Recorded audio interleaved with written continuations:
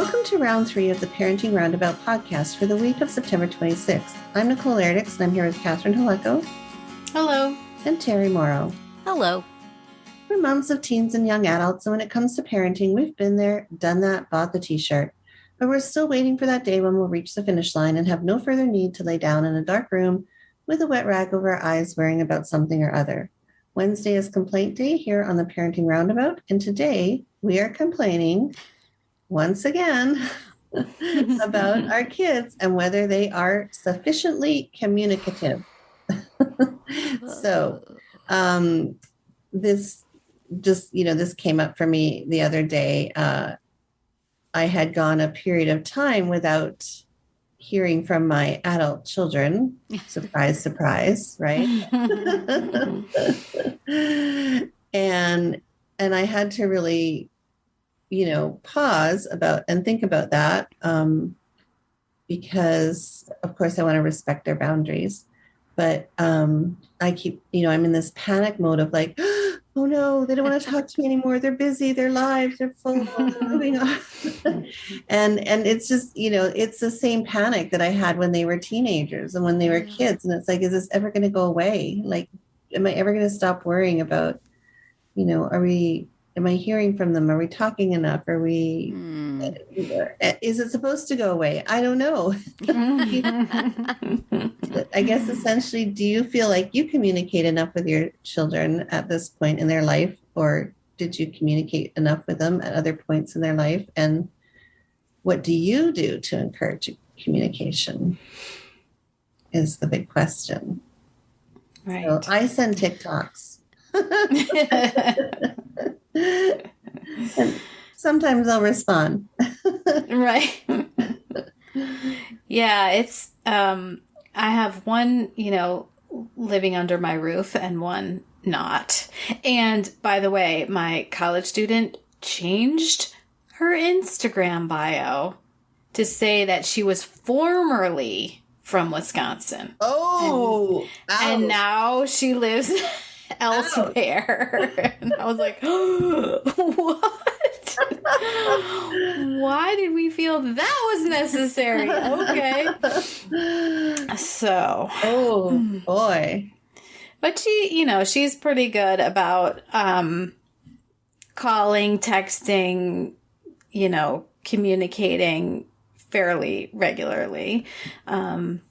So, sometimes she'll go through like a phase where it's more or less, Mm-hmm.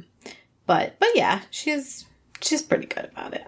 So, and then the one who lives here, spends a lot of time in his room. Yes, they do. But because he doesn't drive, we get all those car talks. Car hours. Oh, those are the best because they're a captive audience. Yeah. That's right. They can't do anything. Right. So, my husband is very agitated about the lack of driver's license, but I just feel like, number one, we have bigger fish to fry right now with this child. And also, like, you get the conversations that you don't get otherwise. So I'm okay with it. Yeah. I'm okay with the driving most of the time. Not always. I don't think we valued that enough. I was so anxious for them to get their driver's license, and I was so over driving them. But then I feel like I kind of missed that time. Mm-hmm. Even like my daughter has mentioned a couple times, remember when we used to drive me to tennis lessons and we talk and all that kind of stuff. And I was like, oh yeah. Yeah, for sure. With my daughter, when she started driving, it was just like, we never saw her. Yeah. We never saw her again. Yeah. Like she just, I, like you said, I used to spend so much time because she skated, for 10 years in a city that's, like a 45 minute drive away. So we used to have all of those back and forths. Yeah. And then she started driving herself, and that was that. Yeah. That was it. And it just ends so quickly. It's like one day they're there, the next day they're not. Right. Yeah. I still have one who doesn't drive, and I used to spend long, long drives with him when he used to work someplace fairly far away. And now he works pretty close, so it's much shorter conversations. Much of the time is spent with him telling me how to drive, which is interesting since he does not himself have a license.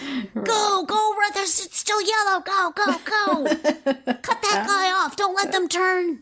He has strong opinions that are pretty much exactly the same as his dad's. But right. And also, now we have this great car sharing thing is that my husband takes him sometimes, my daughter takes him sometimes, and I take him sometimes. So it's all divided up, so I get less chat time. Right. But both my kids are at home. We certainly have lots of communication. Possibly the children would enjoy less communication. My general way of trying to communicate is talking at them for a long period of time for very short responses. Right. And oftentimes the communication that they do give me is communication I do not want. From my daughter, it will be stuff like, I've been thinking about this and I found this video and here's why you're wrong in what you were telling me. Right. And then I will have to manipulate it so actually the thing she's found is agreeing with me and not her. So we do a lot of talking. Not always satisfactory. But I always know where she is, what she's doing. I will text her. I will hound her. I will use my GPS. I have my ways. And she doesn't GPS. Really. The number of places she goes is very limited. So it's like if she's not where I expect her to be, I say, okay, did she go to the store? Yes, there she is at the store. My son, I've been thinking lately, as he's gotten older, he's certainly got much more functional in the world. He still has communication disabilities, but he's doing good. But I feel like I'm less and less on his wavelength. I think because he's more and more his own guy. When he was just a little fella, I could read all my books and say, this is what's going on. This is what he's thinking. This is what he's doing. This is why he does this. Here's what we could do. I was the expert. And now, clearly, he is the expert on himself. And I'm wrong a lot. And it's disconcerting. Yeah. And also, communication-wise, I always feel like asking questions is a good thing. That's a good way to get information. It's a good way to start conversations. So, how was work today? Fine. Who are you working with? Because sometimes he likes to talk about the different people he works with. Who did you work with today? People. It wasn't Gorilla Day at Home Depot? Oh, that's nice to know. And so I just get no answers, or the answers I get are incomplete, and I don't think that they're correct. I think that they're shut up mom answers. Right. And I will ask him sometimes, is that a real answer or is that a shut up mom answer? And he still doesn't communicate. So right. He doesn't take that out and say that it's a shut up answer. He is developmentally now at the level of a teenage boy. So, right. Which is basically, leave me alone. I'm going to my room. I'm going to listen to music and watch YouTube videos. Right. Your advice is not required. Yeah. So I have both a lot of communication and not enough. Right. And it's going to be this way forever. Yay! Right. Yeah, the thing that I have the hardest time with is that I'm not great at, the phone conversation. Yeah. And, like my daughter will call and obviously I want to talk to her and I do talk to her. But if I was in the middle of working or whatever, then I'll be like slightly anxious to get off the phone, which I hate, like I totally. I want to talk to you. Yeah. But now is not like the perfect time. So, but I don't want to put her off and, say we'll talk some other time. So that's like, I'm not good at keeping in touch with friends who move away or, Are you one of those, Catherine? I am. I suck at it. I feel so bad about it, but you should. Keep in touch with your friends that move away as somebody who's moved away many times. I know. Yeah, it's sad. I mean, if it wasn't for Facebook, I'd really be in big trouble. So, Yeah. yeah. And I mean, I don't want that obviously for my own child, but yeah, it's hard because it's a whole different way of communicating, you know, when they don't live with you, obviously. I feel like that's a real stunning statement I just made. What about FaceTiming? Is there a difference between FaceTiming and then calling? Yeah, sometimes we FaceTime. And actually, for the longest time, my daughter was like only a FaceTimer. And, Right. you know, for like the last couple of years since she started school, she was much more of a FaceTimer. But I think she's sort of switched to just regular voice phone calls because that's just more what I do. Like if I FaceTime her, I'm just like showing her pictures of the dog or whatever because I like don't That's need. the only reason why she FaceTimes. I know. Exactly. But I also like I like to be on the phone while I'm walking. Yeah. You know, because it feels productive. And so then, you know, the FaceTime is just like my head bobbing up and down or else the sidewalk in front of me or whatever. Right. So anyway, yeah. Yes. Well, how about you, Nicole? How did we didn't cover. Now you've got both of them not at home. Yeah, neither of them are at home. So FaceTime. FaceTime is still the big FaceTime and texting. Mm-hmm. And then we kind of just like with texting, you know, we're mostly just sending cat videos of the cats back and forth. Right. Or, you know, memes or TikToks or, but we usually like once a day, somebody's putting something in there. So that's, you know, kind of keeps things flowing. Yeah, we have like our immediate family group chat, and then we have a big extended family group chat. So yeah, definitely stuff.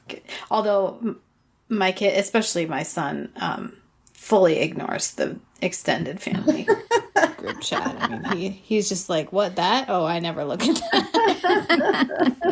I'm like, "Did you see such and such a thing?" He's like, "No." I know. No. Yeah. No, my son, because now he's started his rotations with school, so he's on like weird schedules and Right.